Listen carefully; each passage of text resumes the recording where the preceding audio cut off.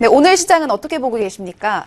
네, 일단 뭐 양시장 빨간색 불을 보여주기는 하고 있지만 너무나 편중되어 있는 테마, 그쪽으로만 몰려 있는 감이 없지 않아 있죠. 자, 관련해서 조금 이따 이야기를 해드리도록 하고 미국장부터 한번 복귀해 보도록 하겠습니다. 뉴욕 증시에서 주요 지수가 미국의 통화 정책 회의를 앞두고 하락세를 보여줬습니다. 뭐 그렇게 큰 폭으로 하락을 하지는 않았고요. 뉴욕 증권거래소에서 다우존스 산업 평균 지수는 전장보다 3.6포인트 정도 하락을 내서 18,120포인트 거래를 마쳤고요. S&P 500, S&P 500은 0.04포인트 내린 2,139포인트, 그리고 나스닥 지수는 9.5포인트 정도 떨어져서 5,235포인트의 장을 마감을 했습니다. 이날 상승 출발했던 지수가 장중에 하락세로 돌아섰죠. 미국 통화정책 회의를 앞둔 경계감, 이러한 경계감들이 나타난 가운데 시가총액 대장주죠. 여러분들도 잘 알고 계시는 애플의 주가 하락 등이 주가를 약간 끌어내렸던 분위기였습니다. 업종별로는 유틸리티 업종 그리고 상승 보여줬고요. 금융업종, 산업업종, 부동산 업종 등이 강세를 보였습니다. 반면에 에너지 업종과 헬스케어 업종 그리고 기술, 통신 업종은 내림세를 나타내는 분위기였습니다. 다우지수 구성 종목 중에서 여러분도 아시다시피 지난주 강세 흐름을 보였던 애플이 1.2%가량 하락을 했습니다. 애플의 주가가 지난주 아이폰 7 판매 호조 기대 그리고 갤럭시 노트 7 리콜에 따른 수혜 전망 등으로 강세를 나타내줬었죠. 페이스북 주가도 시티그룹이 목표가를 상향 조정한 데 따라 가지고 장 초반 강세적인 부분들을 보여줬지만 장중 하락 전환에서 0.3% 정도 하락세로 거래를 마쳤습니다. 상승 출발했던 지수, 유가 움직임, 그리고 다음 날부터 이틀 일정으로 진행이 되는 미국 연방준비제도의 연방공개시장위원회 정례 회의 등을 주목을 하면서 장중에 하락세로 돌아섰습니다.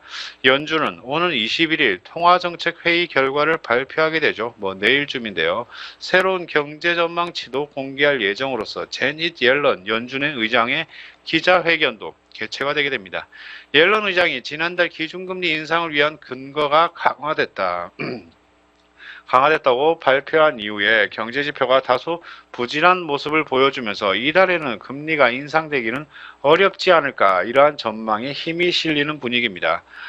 일단 BMO 프라이빗 뱅크는 대다수 투자자들이 이번 회의에서 금리 인상 가능성을 배제하고 있다 이렇게 말을 했죠. CME가 산출한 9월 금리 인상 가능성은 12%까지 내려가는 분위기입니다. 시카고 상품거래소 패드워치에 따르면 연방기금 금리 선물 시장이 9월 25베이시스 포인트 기준금리 인상 가능성을 12%로 반영을 했습니다. 11월 그리고 12월 25베이시스 포인트 인상 가능성은 각각 19.9% 그리고 45.2%를 기록을 했죠. 자, 미국 경제지표 발표된 지난 미국의 주택 건축업체들의 낙관도는 약 1년 만에 최고치를 경신하는 그런 호조를 보여줬습니다. 전미주택건설업협회 그리고 웰스파고에 따르면 9월 주택시장 지수가 전월 수정치 59보다 높아진 65를 기록을 했다고 발표를 했습니다. 이는 월가 조사치 60을 웃돈 것으로 현재 보여지죠. 2015년 10월 이후에 최고치를 경신한 것으로 알려졌습니다. 시장 참가자들은 이번 주 FOMC 정례회의 같은 기간 개최되는 일본은행의 금융정책 결정회의에도 촉각을 곤두세우고 있습니다. 시장 참가자들이 BOJ가 추가 완화책을 발표할 것으로 예상을 했죠. 자, 뉴욕 애널리스트들은 경제 상황을 기반으로 보며 연준이 이달 기준금리를 올리기는 어려울 것으로 전망을 했습니다. 이들은 연준이 이번 주 12월 금리 인상 가능성에 대한 어떤 신호를 주느냐에 따라서 시장 불안은 다시 가중될 수 있다면서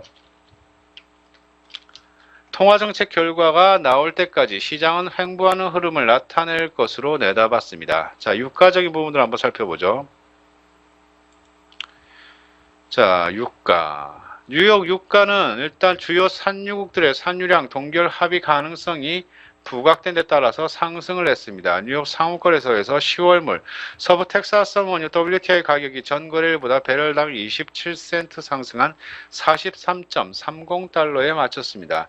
유가는 베네수엘라가 석유 수출국 기구 회원국과 비회원국 산유량 동결에 대한 낙관적인 전망을 한 데다가 리비아의 생산 차질 우려가 다시 부각이 되면서 강세를 나타내줬습니다. 국채 가격이 오르면서 금리도 하락을 했죠. 주택지표 개선 영향 때문에 금리 하락폭이 다소 줄기도 했습니다. 2년 만기 미국 국채 금리는 0.4 베이시스 포인트 하락한 0.774% 기록을 했고요.